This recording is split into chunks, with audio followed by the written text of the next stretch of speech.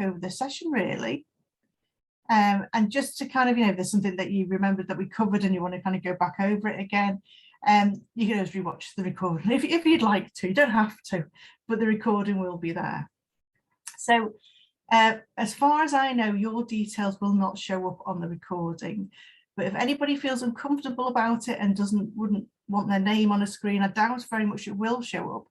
Then I will understand if you'd rather leave the session and come to another one that's not recorded, but I'll let you make that decision. So then let's look at our objectives then. So between now and around 20 to 3, these are the things that we're going to cover. So we're going to look at CVs and particularly how to present your degree on a CV. And I'm sure, as you'll imagine, a degree is an essential part of your CV really. So it's how do we make the most of that on your CV?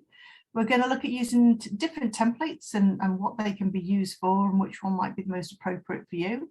And then finally also how to kind of look at your learning from your degree and how you can maybe apply it when you apply for different types of jobs. So how those kind of skills and experience, how that lends itself well to other roles that you might not be related to your actual degree subject. So I hope that's okay with you. If there's anything else that you would like to ask about or any questions around the content, please ask us as we go through the session. So first of all, what I'd like to do is to know kind of how you feel about your CV at the moment. So you may have one that you think, oh, it's actually okay, I've just updated it, quite happy with it. You might be thinking, no, it's awful, I haven't even got one really. The last one I did was when I was at school, whatever it might be. So what I'd like you to do is just annotate or kind of stamp one of these figures, whichever of these faces best kind of summarizes how you're feeling at the moment. So you think, no, not very happy with it, it's okay, so, or I'm incredibly happy with my CV and I've just really come along to check that I've got things right. And to annotate, what you need to do is to go to the view options button on your menu bar. And you should be able to click annotate. And when you do, on there, there'll be a stamp. And if you choose any kind of stamp, so for example, I've got a heart there, then you can just stamp it on top of one of those pictures there. So if you want to try and find a stamp, and you do that by going to view options, then annotate, and then selecting a stamp. So let's see how people are feeling at the moment. Okay, so we've had a few kind of neutral faces, a couple of sad faces there. No one's smiling yet. We haven't got any happy faces yet. Okay.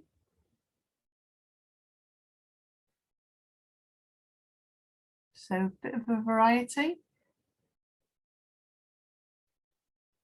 Okay, so generally speaking, it looks at people either really need help and we're really unhappy with their kind of CV at the moment, or they think, well, I've got one, but I think it could be improved.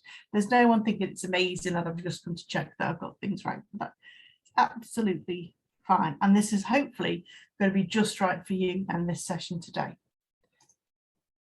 So, whoops, let me get off that then.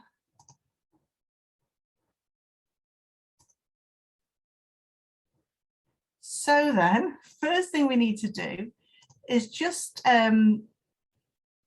check kind of the basics really. So what should be included in a CV? So it'd be really, really useful to know from your experience, what do you think should be included in a CV? And it'd be great if you could put that in the chat box. So any sections, any information you think are essential, they've got to be included in a CV. If you could put that in the chat box, and then we'll kind of compare notes with what I've got, please. So what are the essential things? What do you definitely need to include on your CV?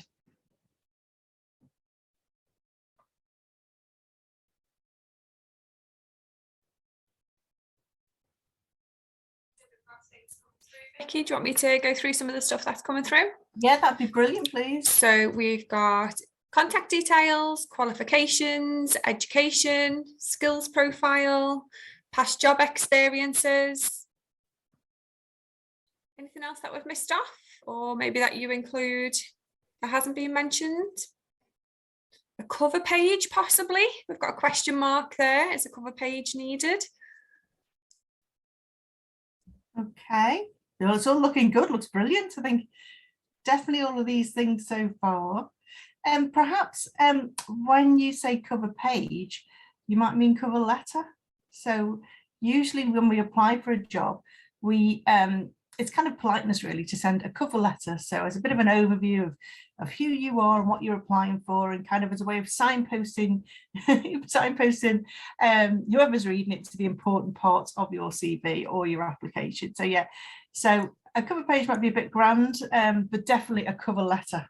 We definitely need that. But yeah, that's great. Well remembered. Lovely. So let's compare that then to what I have here. And I think you've more or less covered everything. Let's see. So we've got personal information, and that is your name, address, email, telephone number, basically any way that an employer can distinguish who you are and how to get hold of you. And this information should be right up there at the top of your CV. So it's almost like the title of your CV. And I would always recommend that you put your name up there big and bold, so it's very clear to identify who the CV belongs to really. Then put your address underneath there and your email and your telephone number. So it's very easy to get your contact details quite quickly to find out how to get in touch with you. Other things that you could include in there if you wanted to are things like your Twitter handle, if you've got a Twitter account that's maybe related to something that you've studied or a special interest that you've got, that you're applying for a job in the area of, something like that, or an Instagram account, or if you write blogs, say if you're a creative writer, for example. Anything else that you think would help kind of the employer or whoever's looking at your CV to find out a bit more about you, put those details up there. And the other thing as well you could include is maybe a link to your LinkedIn profile, if that's something that's up to date and that you're using regularly. So it would again add that extra dimension, whereas a CV can be quite flat. You've literally got kind of 2 pages really to read through. If you have all of these other things here, it will make your kind of CV come alive, because it'll enable people to see kind of more images of you and more examples of the work that you've done, etc. So that's your personal information. Then we've got sometimes, well, it depends really how you feel about this, but on some people's CVs, they like to include a personal profile. And a personal profile is literally just a paragraph that describes you. So it will be something that kind of tells the whoever's reading your CV kind of what you're doing now at the moment, what you've done in the past, what skills you've gained, and what you'd like to do in the future. So it's almost like a 4 or 5 line synopsis of you, a way of kind of summarizing your experience and your background really. Now, they're great if they're true and they genuinely reflect you and they really kind of get across kind of who you are, the skills that you've got and what you'd like to do.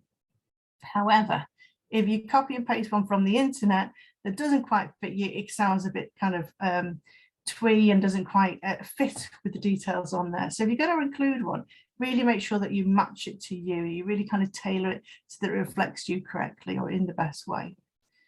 So you've got personal information, personal profile, and then the kind of important education through qualifications. So whenever you write a CV, what you need to do is make sure that everything is in reverse chronological order.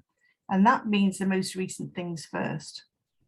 So for example, if you're studying at the moment, then you put your degree first. If you're working at the moment, then you put your work experience first and then your education. So it's always worthwhile remembering that the most recent things come first. And in this situation, if you're kind of in your final year or you're at university, it would be your degree. And also think about how you describe this, because you will have spent the last 3 or 4 years, been a long time working on this. You know, it's taken up a long time, a huge part of your life. So think about how you kind of want to sell this in the best way. And we'll look at that in a bit more detail in a minute. And then we've got any kind of work experience that you have. Maybe you've got a regular part-time job. Maybe you've done some work in the past over the holidays. And with that, what you're looking for are some kind of your role, your organization, the dates when you work there. And it's important to really pull out as much useful information as you can do from your work experience.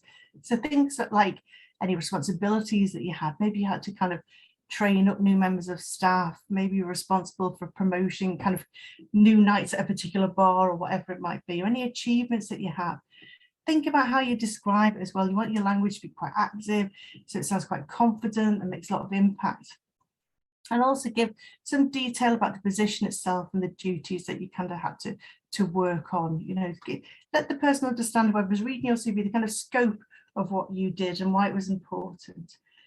And then also you need to include skills somewhere in all of this. So some people choose to include the skills as they talk through each section. So for example, in their education, they might include some skills there, and then some more skills in their work experience. And other people prefer to have a skills profile section, so where they literally pull out their key skills and have a whole separate section just around their skills. So that's the kind of the different ways that you can kind of show things on your CV, but also these are the essentials. These are the real things that you need to kind of include somewhere. So thanks very much, everyone. You've managed to cover those. How about then, oh, sorry, before we go on to that bit, other things are kind of, I suppose we're a bit on the fence with. These things are optional, so you don't need to include them, but they're kind of nice to haves, really. So the first thing are things like interests. So interests are great on a CV because, again, they show another dimension of you. They show something that you might have a passionate about that maybe the person who is looking at your application might also have a shared passion about too. So for example, say you're a keen footballer and whoever's looking at your CV is also a keen footballer, they might automatically think, oh, got some common ground there, got something interesting in common with them. But interests also, again, demonstrate your skills. They show that you have lots of kind of dimensions to you. You've used your skills in lots of ways. And it makes you come alive as a person, really. So interests are great if you have room. And if you've got something to genuinely tell people, you know, if you're going to have an interest section and say things like, well, I enjoy socializing, going to the cinema, then maybe that's not kind of worthwhile having on your CV. But if you're a captain of a sports team, or you've been traveling, or something you can talk about and talk about the skills you developed, then yes, it's really worthwhile having there on your CV. Additional information. So sometimes people like to include the fact they've got a driving license. Now that's really handy, particularly if you've been asked on the application form to tell on the details to tell them if you have a driving license. So you might want to include that. As I said, if you've got a LinkedIn profile, if it's up to date and you use it on a regular basis, then yes, I would suggest you include that as well. Any websites or blogs that you're part of that again show your skills, any additional languages you can speak, definitely you can put all of those on your CV. And you could include a section that actually is called additional information and put those things under there if they don't neatly fit anywhere else. Then we've got any achievements. So if there's anything at all that you've been given an award for, or you've been praised for, or given a certificate for, so it's worthwhile putting down on your CV. So things like your sporting achievements, scholarships, awards, etc. If you've raised money for a charity, if you've been a fundraiser, put that down. You know, if you've done kind of sky jumps or something, or half marathons to raise money for people, put that down, because again, it shows that you've got determination, you're prepared to give some of your energy to help other people. So achievements awards are great. And again, it can make you stand out, because one of the other things to remember, particularly with graduate CVs and graduate applications, are that a lot of people have very similar information because you've all kind of been through a very similar journey. So if you can make your CV a little bit different from everyone else's, or just have something on there that makes you stand out, you become more interesting. You're more likely to be kind of remembered, if you like. And then finally, we've got references. And I suppose in the past, we'd always say include 2 references and make sure you've got their contact details down there on your CV. But I think now with changes in data protection, it's always a good idea just to say references will be available on request, and then let the employer tell you or ask you for the references when they need them. So it's probably best not just to have them out there and send them to everybody, but keep hold of the details and send them to kind of onto the employer when they actually need them or require them. So there's kind of a quick overview of things that should be included on your CV. What do you think shouldn't be? Is there anything you should definitely leave off? Anything you shouldn't include? And it'd be great if you could put that in the chat box. Just let us know, what should you definitely not include on a CV? It's come through, Vicky. One's asked, can you put a bit too much information on? So how much information would you recommend? That is a really good point, because like I was saying earlier on, with a CV, ideally, all you're looking at is 2 sides of A4, and that's not very much. I mean, if you're just starting out and you haven't got much experience, it seems an awful lot of space to cover. But if you've got lots and lots of experience, then it's very hard to cram everything in. And you're right, just from a kind of, I suppose, a layout point of view, you need to have white space on there so that your eyes can read things properly. You want to avoid huge kind of paragraphs of text that no one was really going to read through. I think at the last count, it was something like an employer will spend 30 seconds on a first sift of the CV to see if you're suitable or not. And all that will involve really is kind of like reading through that first page where all the important information should be, skim reading the second page, and then deciding if you go on the yes, no, or maybe pile. So it's a case really of making sure that you've got all that salient information, that really important information on that first page, so you stand out and convince the employer that you're the right person for kind of getting through to the next stage. But yes, you're absolutely right. You can definitely include too much information on the CV.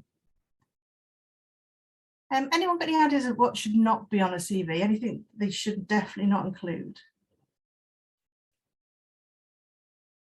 So we've got some things like false information. Yep, so lies, definitely, we don't want any lies. Somebody else that said date of birth. Yeah. Yeah, excellent.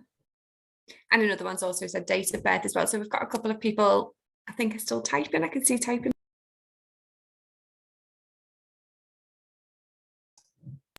That's great. I think everyone's on the right lines here.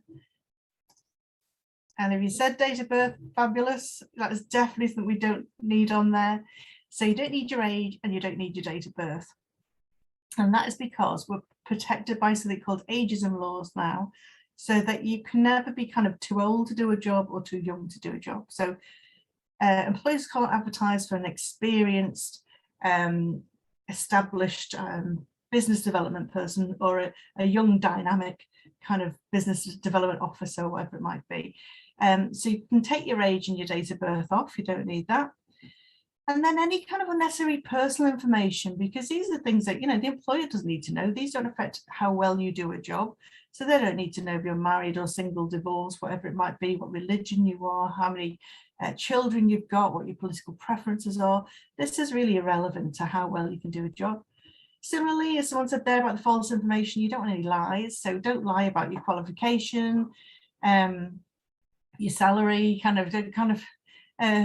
embellish things, because there is a way of fact checking all of these. There is a way of kind of making sure that you do have what you say you do. And when you do sign those contracts for your job, you'll be asked to provide examples of certificates of your qualifications, etc. So they're quite hard things to lie about anyway. And also one thing we've had a really kind of huge bit of feedback from employers is don't include spelling mistakes or grammatical errors or typos. Really make sure that that CV is absolutely perfect. And it's always worthwhile getting feedback on your CV, because I think sometimes you become, you don't see your own mistakes really. So it's worthwhile just getting somebody else to read through it and see if there's a full stop at the wrong place, or, you know, a little I rather than a capital I, or just small things like that to make sure that it doesn't have any mistakes at all in. So thank you very much, everybody, for that. It definitely looks like you've kind of covered everything. You know what should be on there, what shouldn't be on there. So these are things to bear in mind then before you even start to put your CV together. And these are 3 kind of really useful areas to look at before kind of putting a CV together, an application together, or before you go for your interview. So the first thing to do is to look at the job itself. So when you apply for a job, generally speaking, you're sent 2 pieces of documentation. So you sent a job description, which tells you all about the job itself, so the duties, the skill, the responsibilities, etc. And you send a person specification, which tells you all about the skills, the knowledge, the experience, the qualities that this person has to have to be able to do the job. So you need to know both of those to make sure that you can tailor your application correctly. It meets all of those kind of criteria really.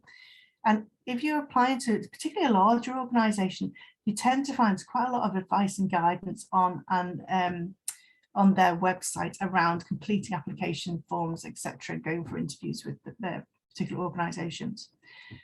Next thing you need to do is to really kind of prepare yourself. So look at your skills, be aware of what you have to offer, what makes you good for this position. Look at your experience, look at your knowledge. Make sure you can evidence everything. So if you're going to say that you're good at something, like you're a good communicator, how do you know you're a good communicator? What examples could you talk about an interview maybe to demonstrate that you're a good communicator? And then finally, and a lot of people tend to miss this out, is you need to do your research into the organisation. So know about them, know what their products are, their services, how do they describe themselves, what's their website like, what kind of language do they use, who are their clients and their customers, and who are they in competition with. And I'll always remember we had a talk from Marks and Spencer's a few years ago, and they said you would never believe the amount of people who turn up for an interview with them who don't know kind of what their key products are or who their competitors are, who haven't really recently been in a Marks and Spencer store even to see how it's laid out. So these are all things that you can do just to give you that extra edge. And generally speaking, the more research you do, the more kind of interested you are in that particular job as well, and that will come across. So please let us know if you've got any questions as we go through these slides here. Okay, and when it comes to types of CV, there's a couple of different types that you can use.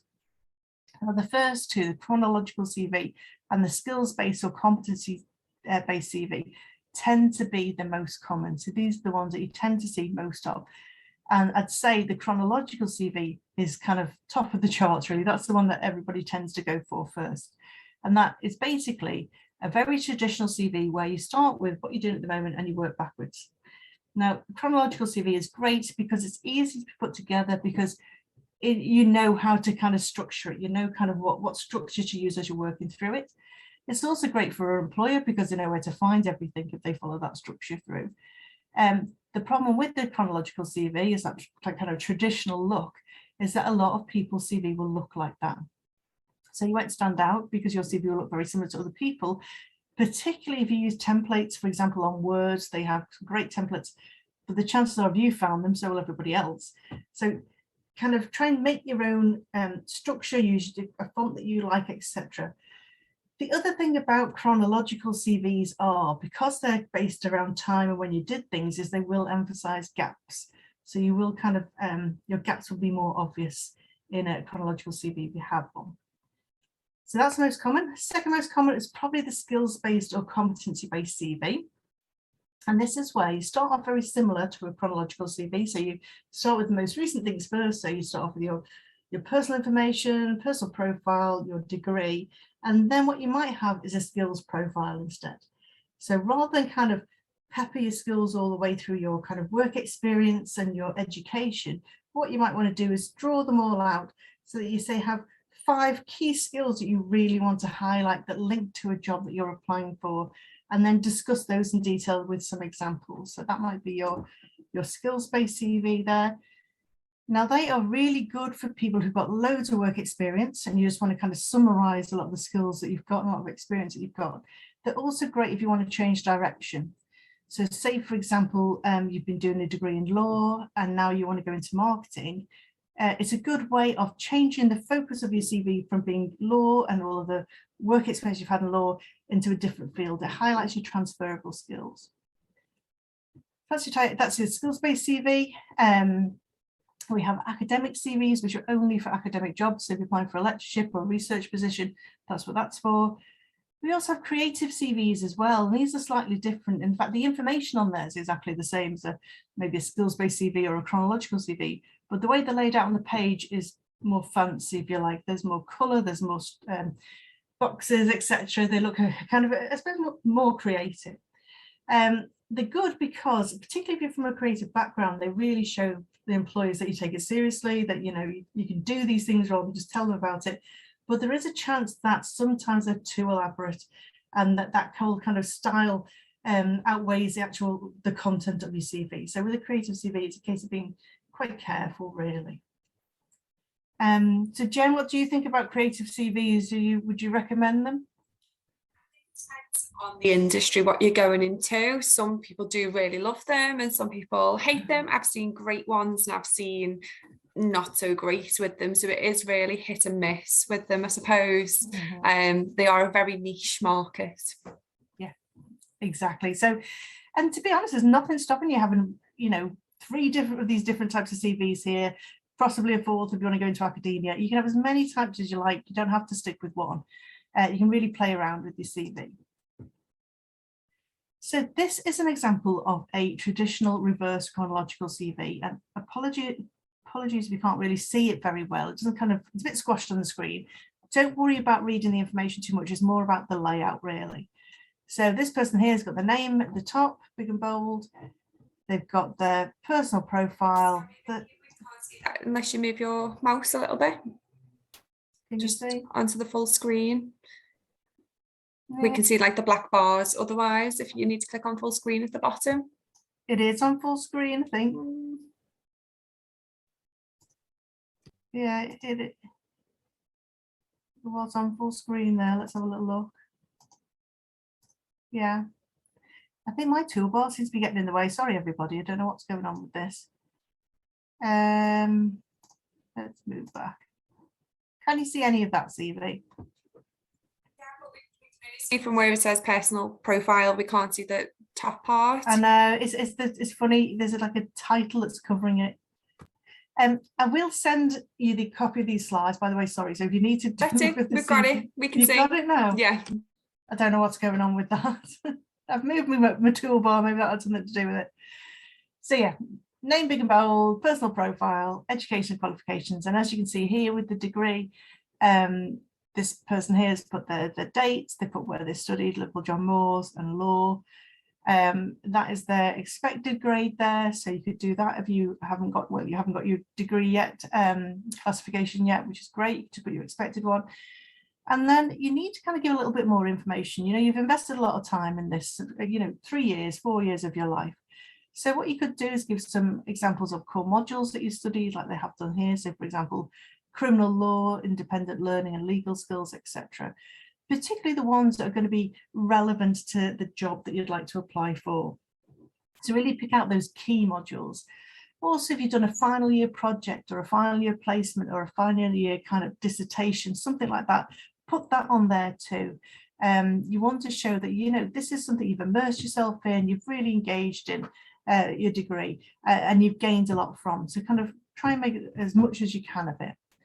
And then this person's got their A-levels, GCSEs, and then they've got their work experience, so their legal experience, because they've done a degree in law, which they've bullet pointed. And then over on the second page, we've got positions of responsibility. So this is a section that they've created because there isn't anywhere neatly to fit this anywhere else.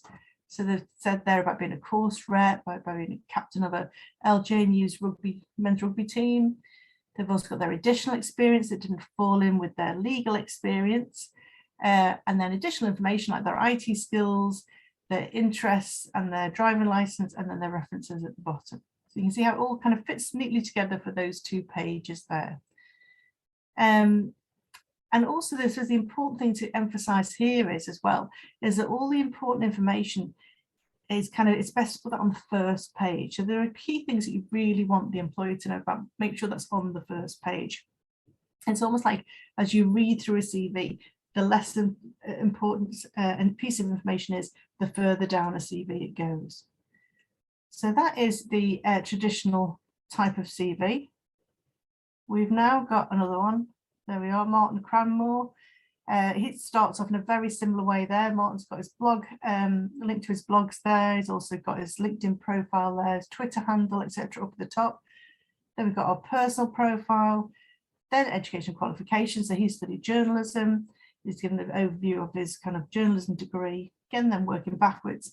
And then you can see he starts a skills profile. And on here, I think he's got 1, 2, 3, 4, 5 key skills that he really wants to highlight that are relevant to his degree. So communication, interpersonal skills, commercial awareness, organisation, creativity, IT and social media skills.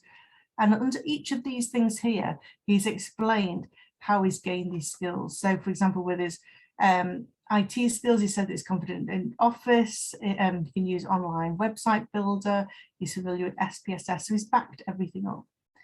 Then he's got his work experience or his work history, which is kind of, I suppose, a bit more succinct than the last CV, because he's focused on his skills and the skills profile. He's got achievements and position of responsibility, interests and references there at the bottom. So you can see how both of them look. The broad overview is the same, but one's got that kind of a bigger skills profile section in than the other. So the other thing to bear in mind as well with your degree and information that you put on there is all of the transferable skills that you gain, not just from you're actually kind of practically working through a degree. So you get all that kind of academic skills, your knowledge, your kind of technical information, but it's almost like the bonus skills you develop just by kind of coming along to university and living through a degree and also working with other people. So there's a whole range of skills that you will gain from this last kind of 3-4 years of study, and I've listed some of them here on the slide here. So for example, the higher level skills that will set you apart as a graduate from somebody who hasn't got a degree are things like research skills, critical thinking, where you kind of asked to think about what you've read and challenge it, make sure that you know what the source is, presenting ideas, etc. And kind of studying through the pandemic as well. You've got things like your digital skills, having to be able to work from home, to study from home using Zoom and Teams and things like that, and also to be self-motivated, to keep yourself going as well. So all of these things are skills that you can mention on your CV, on your application and interview, and have evidence to back up as well through kind of just studying for a degree.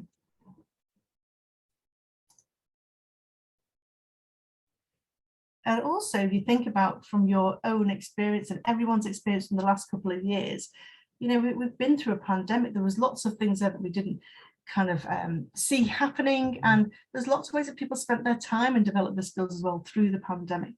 So if you have done any of these things on here, so things like signed up with for webinars, online events, if you signed up for an online course, learned a language, volunteered or took part in charity work, this is all stuff again that you can put on your CV. It really does add to the kind of the skills that you've got on there. These examples here of you being kind of proactive and going off and developing your skills and getting new experiences are really kind of important to mention as well. So if you are thinking about your skills and you're not quite sure where to start, a really good place is on Career Zone 24/7. And that's on our careers webpage, and I can show you in a minute where that is. And as you can see here, there's a strengths assessment that you might like to have a go at. You may well have done this way back in the first year, and it's a good time to repeat it now if you're coming towards the end of your degree. And all it does is take you through a questionnaire and helps you identify what you feel your key strengths are that maybe you could mention on an application as well. The other thing to mention is to try and use active language when you're talking through your experience on your CV. So think about the words you use, and just by changing a couple of words, you can really change the kind of, I suppose, the feel of what you did. So for example, rather than say kind of you held weekly meetings, which is true, it's factually true, but might be kind of lacks a bit of excitement. What you could say is that you initiated weekly meetings. It feels more empowered, it feels more interesting, but you need a bit more confidence for that. So think about how you can say something in a more kind of impactful way, if you like. And what I can do is I'll send you a list of these active words here that you could use maybe on a CV or a cover letter. So just to summarize with the CV then, you look at 2 pages. Be careful or aware of your layout and format. Remember to not over cram those pages. Make sure there's white space there to give the eye a break as it reads through things. Make sure it's concise and easy to read. Don't forget that first page is most important. Make sure there's no spelling mistakes. Get some feedback. And also, if you are a creative student, if you're studying journalism or the art or something like that, make sure you have a portfolio to go with it as well. Okay, and let's just move on to our cover letter, which is something that we said right at the beginning is essential to include when you apply for a job, whether it's an application form or a CV. So generally speaking, this is just one side of A4. And on this, all this is really to do is introduce you and kind of why you'd like to apply for this job. So when you are sending a cover letter now, this tends to be an email rather than a written letter. So your email subject would be the job title, advert, reference, whatever it might be. And this, as you can see on the slide here, the dear name, etc., would be your main body of your email. So there tends to be about 4 paragraphs. The first one is just to introduce what you're writing for. So I'd like to apply for the position of finance officer and then explain where you saw the job advertised, for example. Paragraph 2 is all the kind of reasons why you think you're suitable for the job, and you can always signpost whoever is reading your letter to the key parts of your CV. So you say, as you can see from my CV, I have experience of working in blah, blah, blah. And then paragraph 3 is where you show that you've done your research into the organisation. So explain, why do you want to work for them? Make them feel special. Why have you specifically chosen that organisation to work for? So do your research, look at the business news, etc. Put something in there that's specific to them. And then the closing paragraph is what you'd like to happen next. So what do you want to happen? Would it be that you'd like them to contact you for an interview? So you could say something like, I look forward to the opportunity of discussing my application with you at interview. And then you either sign off with yours sincerely if you've got the person's name, or yours faithfully if you haven't. So that's a kind of the bones of a cover letter. This is one that's been written out. What I'll do is I'll send this to you because you can see it. It's kind of written as though it's going to be sent in the post. That's quite unlikely now, probably be an email more, but it's good for you to maybe have a read through that content there. Okay, and there's just one more thing I'd like to show you before we finish, and that is where you can find help on our website with everything. So if you go onto your student page, John Moore's page, scroll down to Careers, Employability and Enterprise. There's loads of information on here that can help you. But in particular, if you click on Career Zone 24/7, you can log in with your LGMU username and password. And the key thing to remember is as well, if you're graduating this year, please update your username or your email address to your personal one so that when you graduate, you can still access this after you leave the university. So click in here. And there's lots and lots of information here that can help you, but there's 2 tools in particular that will be really good for putting your CV together. So we've got to go up here to tools. There's something called CV Builder, which if you're just starting off or you just want to completely start a CV from scratch, this will take you through each of the different sections. You've got a short video to watch there, you fill in the information, and at the end of it, it will give you a CV. Or if you're a bit beyond that, you've got a CV already and you want some feedback, there's CV 360, which will give you computer generated feedback really on your CV. And what you would do is just go to scoring a brand new CV and upload one, and you'll get some feedback from the actual system itself. So that, everybody, is a quick overview of CVs and how to put one together. I suppose the key thing as well to say is that we are here to help as well. So if you'd like one of the team to have a look at your CV or your application or your postgrad application, we're more than happy to do that. Please get in touch with us, or you can make an appointment for a one-to-one appointment with either a virtual appointment or an in-person appointment. And the best way to do that is either to email us at careers@ljmu.ac.uk or call us on these numbers here. And what I will do is I'll send you a copy of the slides, so you've got that copy, and you can also have our contact details on there. So thank you very much, everybody. Let me know if you've got, or Jenny knows well, if you've got any questions after that. There's quite a lot of information that's kind of been thrown at you, so please let me know if there's anything that we can help you with. And if not, thank you very much for coming along. I think Jenny's going to do a fabulous LinkedIn session at 3 o'clock, so if you fancy that, you might want to come along to Jenny's session at 3. We're also running lots of other sessions this week, and they're all advertised on the careers website. So Thank you very much. If you haven't got any questions, feel free to enjoy the rest of the afternoon. Sorry, Vicky, we've got a couple of people asking about the recording. Are you going to send the recording out, and how can they Yes. access them? Yeah, I'll send the recording out and I'll send that with the slides. So I'll send everything out together. Thanks, everybody. I hope you found that useful.